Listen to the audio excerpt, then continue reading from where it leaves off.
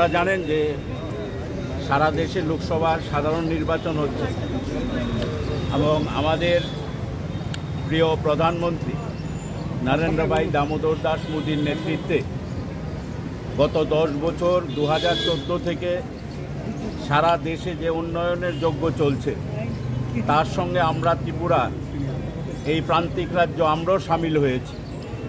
2014 সালে আমাদের প্রধানমন্ত্রী রাজ্যে এসে ডাবল ইঞ্জিন সরকারের জন্য ভোট দিতে বলেছেন।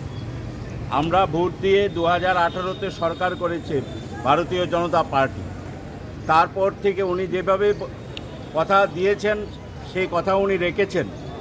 আমাদের সারা রাজ্যে ছোট্ট রাজ্য ত্রিপুরা আজকে ভারতবর্ষের বুকে একটা উজ্জ্বল রাজ্য হিসাবে এগিয়ে যাচ্ছে, দুহাত ভরে সাহায্য করছেন।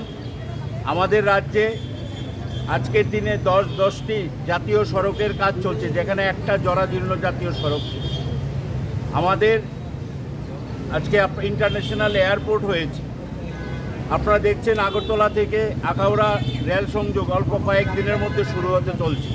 আগামী কিছুদিনের মধ্যেই সাবরুমে মৈত্রী সেতু উদ্বোধন হচ্ছে এবং সেই চট্টগ্রাম বন্দর থেকে পণ্য পরিষেবা ত্রিপুরার মধ্য দিয়ে সারা উত্তর পূর্ব ভারতে ছড়িয়ে পড়বে।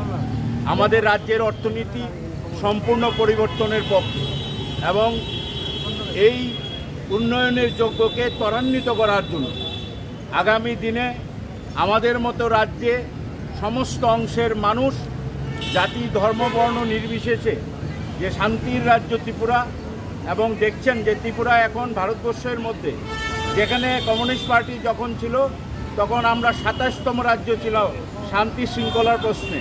আজকে ভারতবর্ষে তৃতীয় স্থানে আমরা আছি এবং উন্নয়নের যে গতি তাতে আমাদের রাজ্যে রাজ্য সরকার এবং আমাদের মুখ্যমন্ত্রীকে 5ম স্থানে, ভারতবর্ষে এতগুলো রাজ্য বৃহৎ রাজ্যগুলোকে ডিঙিয়ে ত্রিপুরা আজকে 5ম স্থানে চলে এসছে। উন্নয়নের এমন গতি নিয়েছে ত্রিপুরায়।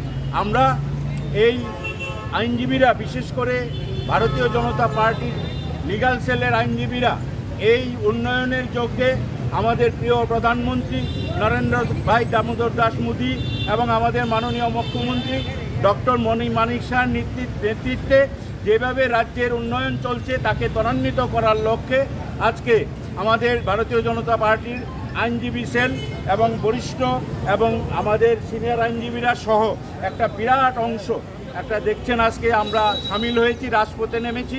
যে আগামী দিনে যে আগামী 19 এপ্রিল এবং 26শে এপ্রিল রাজ্যের 2টো লোকসভা এবং 7 রামনগর বিধানসভা উপনির্বাচনে যাতে এ রাজ্যের মানুষ বিপুল ভোটে সমর্থন করে ভোট দিয়ে আমাদের ভারতীয় জনতা পার্টির যে সরকার নরেন্দ্র মোদীজির নেতৃত্বে কেন্দ্রে যে সরকার, সে সরকার তৃতীয়বারের জন্য প্রতিষ্ঠা হবে, এটাকে লক্ষ্য রেখে আজকে আইনজীবীরা আগরতলা রাজপথে নেমেছে।